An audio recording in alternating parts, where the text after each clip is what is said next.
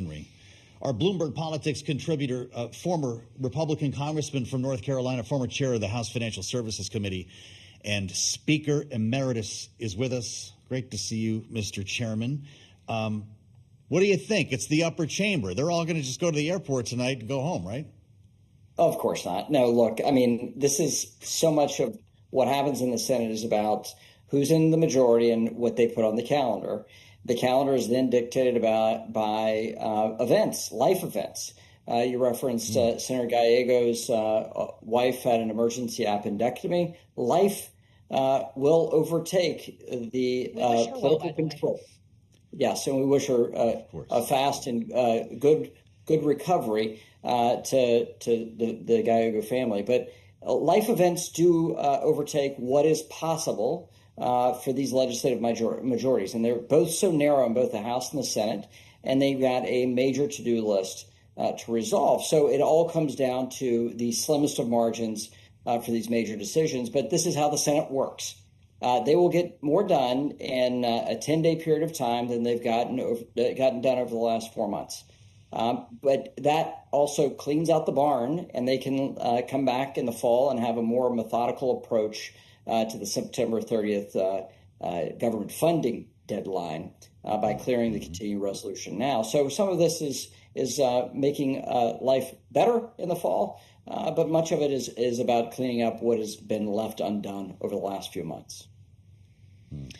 I must correct myself because apparently Senator Gallego is not planning on missing the Blanche vote specifically after warning he might have to miss some votes and have attendance issues in the Senate. He says, I will not be missing the vote on Blanche. So I guess now if you're in Senate leadership, you're really hoping that Bill Cassidy and Lisa Murkowski do ultimately decide to vote yes for this nominee.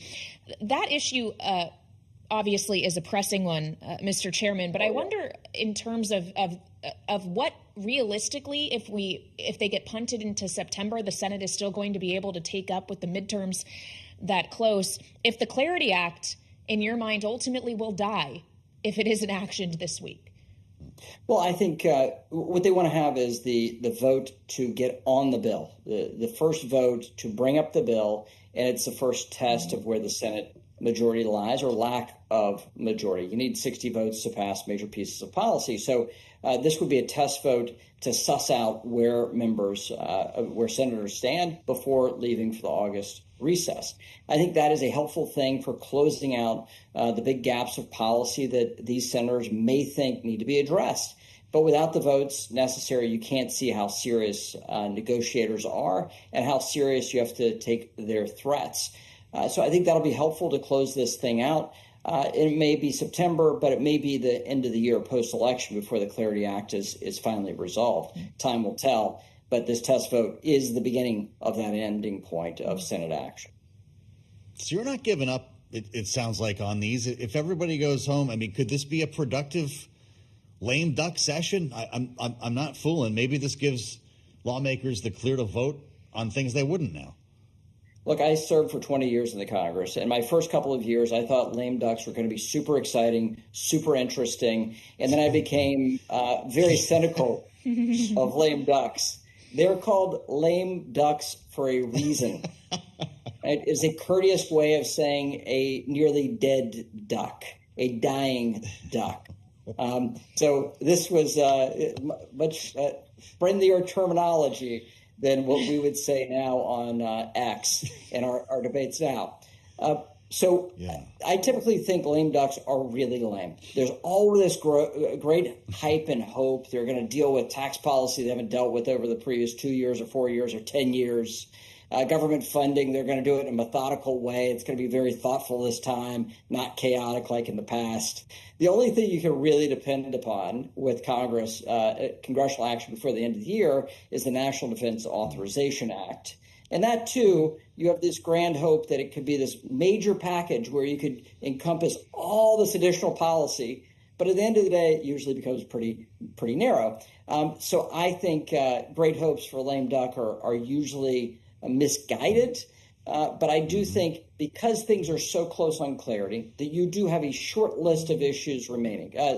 Those that are actively engaged in this on the Democratic side have a list of no more than 3 or 4 issues that can be resolved. Ethics being the most politically sensitive, the most politically potent one. And Senator Tillis and Senator Gallego have worked really dutifully here to figure out a landing spot for enough senators to get to yes. And so we'll see if that can come together this week or what it tees up for the fall. But I'm optimistic that it eventually gets resolved before the end of this Congress. Well, ethics in focus when it comes to clarity, ethics also in focus in your former chamber, Mr. Chairman, as the Ethics Committee obviously not only published its investigation into your former colleague from North Carolina, Chuck Edwards, in which it's suggested that he engaged in unethical behavior in the way he treated some female staffers, hence why he is no longer running for re-election. They recommended his censure. They also have opened an investigation into Congressman Max Miller of Ohio as he faces allegations, which he denies, of domestic and child abuse. He maintains that he is going to stay not only in Congress, but continue his bid for another term. And I wonder from the outside looking in what you make of not only his situation, but the way in which leadership has handled it. Well, the first thing is you have to have a really, for leadership of both parties, you have to have real lines in the sand, and you have to be able to call that out clearly. And unfortunately, with narrow majorities in the House, there are political ramifications for having a high standard of ethics and ethics in the House of Representatives and what it does to your political party's brand. In the case of my colleague and neighboring district, Chuck Edwards in North Carolina, the Ethics Committee worked. The process worked. They took the accusation seriously. They investigated. They recommended a censure, which required a bipartisan vote of the Ethics Committee in an election year. That process worked very clearly, and Congressman Edwards did the right thing and quit the race. He should resign based off the serious allegations. The censure motion should be significant enough for him to return home to North Carolina and do the repair work in his personal life. When it comes to Congressman Miller, you have a nasty divorce between the daughter of the Republican senator and a Republican member of Congress from both states.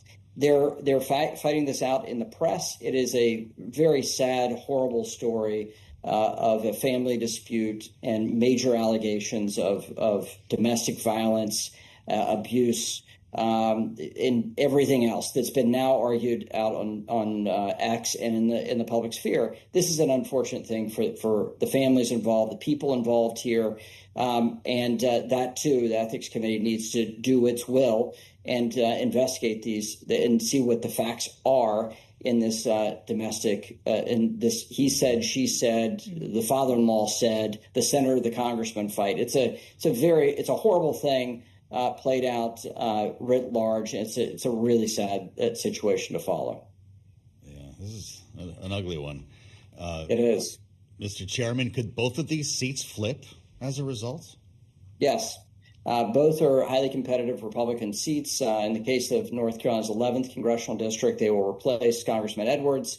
The committee process, there's clear law and a legal process in North Carolina for the replacement of somebody this late in the game. In election year, the Republican Party of the 11th district will meet and replace Congressman Edwards on the ballot. I think that takes this seat back into the Republican column. We'll see what happens in Ohio. I don't have the same granular details there, but these are both highly competitive districts in a highly competitive year that benefits the Democratic Party. So tough thing for Republicans to watch, but a huge opportunity for the Democratic Party to pick up these seats. All right. Former Congressman from North Carolina, former chair of the House Financial Services Committee, Patrick McHenry, now a Bloomberg Politics contributor. Thank you so much